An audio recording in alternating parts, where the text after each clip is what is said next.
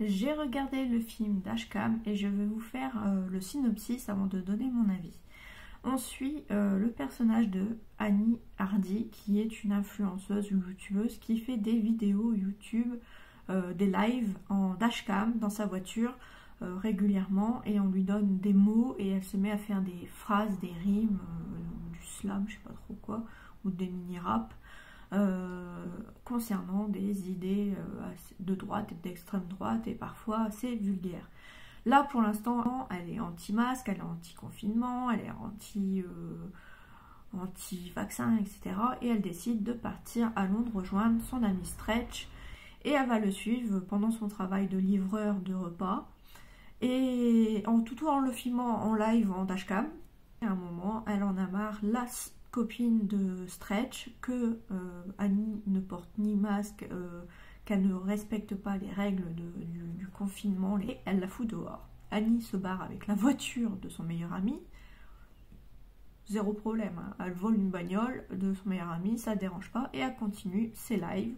Elle veut se commander un repas, et quand elle arrive sur place, le restaurant est fermé. La dame lui dit que elle aurait dû annuler les commandes, et elle n'y a pas pensé sur internet. Et elle lui demande, au moment où Annie repart, un service, c'est d'emmener une personne à un endroit. Cette personne, c'est la personne que vous voyez à l'arrière de la voiture. Elle s'appelle Angela, c'est une dame âgée, enfin en apparence. Et Annie s'amuse à lui faire une espèce d'interview en live avec les gars, avec ses abonnés, et franchement les abonnés ils se posent des questions à savoir si c'est du fake ou quoi que ce soit. Ça pourrait être du trafic d'êtres humains, une esclave, etc. Donc, mais Annie accepte de l'emmener à l'adresse proposée, sauf que Angela commence à se débattre. Et là, d'un coup, on voit que sous le masque, il y a des agrafes qui ont agrafé la bouche. Et elle va tirer, et là, ça va être vraiment gore et flippant.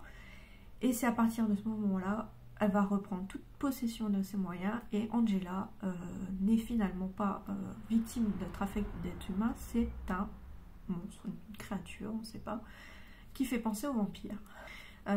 Donc elle essaye maintes et maintes fois de la remettre dans la voiture, et à un moment il croise une dame en voiture, et cette dame dit être la mère d'Angela.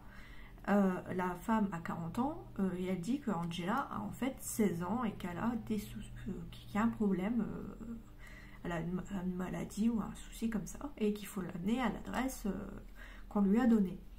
Angela, qui avait repris possession de toutes ses capacités, tue sa mère. Et là, ça commence à être l'horreur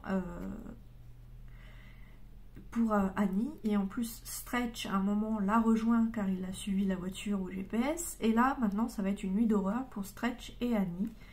Et franchement, ça va être pas de tout repos. Ils vont essayer de la fuir coûte que coûte, mais à chaque fois, il se retrouvera dans leur chemin. Ils la verront léviter, ils la verront tuer des gens avec une force surhumaine, comme ça là.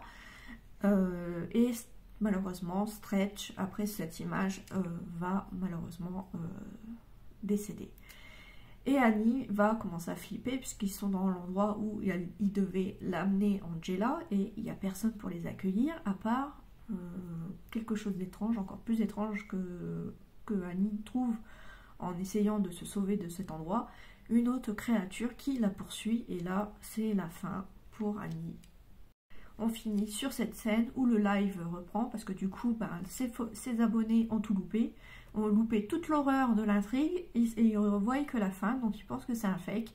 Et là c'est la dernière scène, elle se fait attaquer soit par Angela, soit par l'autre créature, et c'est fini. Voilà.